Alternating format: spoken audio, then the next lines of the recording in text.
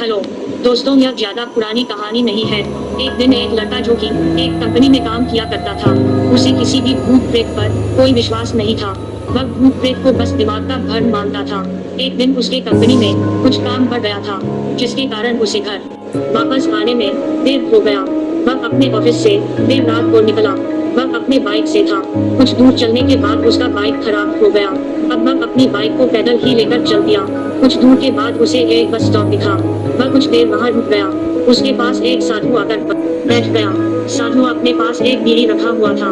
वह अजीब तरीके से उसे पी रहा था। उस लड़के की एक आदत थी कि वह किसी से भी बात करना शुरू कर देता था। वह इस साधु से भी बात करने लगा। बात ही बात में इस लड़के ने कहा, बाबा, मैं किसी भी भूत प्रेत को नहीं मानता हूँ, बस सब झूठी बातें हैं। साधु ने कहा, तुम भले ही भूत प्रेत को मानो या फिर न मानो, लेकिन तुम यह न कहो कि भूत प्रेत नहीं होते हैं। यह सब कुछ होते हैं। इस पर उस लड़के को थोड़ी सी हंसी आ गई।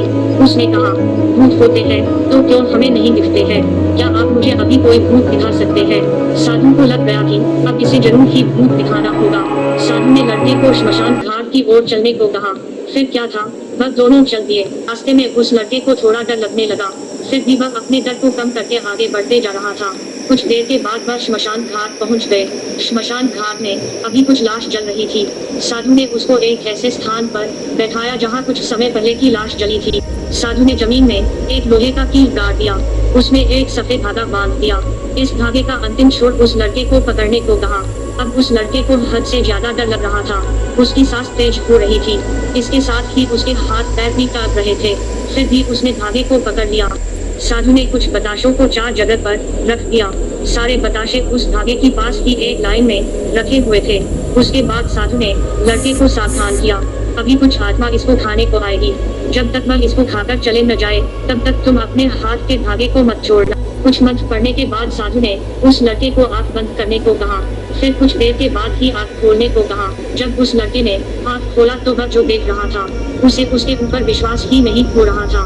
वास्तव में वहाँ 4 आत्मा थी जो कि बतासे को खा रही थी। लेकिन जब उसने यह देखा कि उसके पड़ोस में रहने वाले व्यक्ति की आत्मा भी वहाँ है, जो कि कुछ दिन पहले ही मर गए थे, तो उसके हाथ से धागा छूट गया। अब वहाँ पर वह साधु भी नहीं था। वह लड़का तेजी से श्मशान घाट से अपने घर की ओर भागने लगा। जब वह अपने घर की ओर जा रहा था, तो उसे पीछे से कोई उसका नाम लेकर बुला रहा था। उसको पीछे से कई तरह की आवाज आ रही थी। उस लड़के ने पीछे मुड़कर नहीं देखा।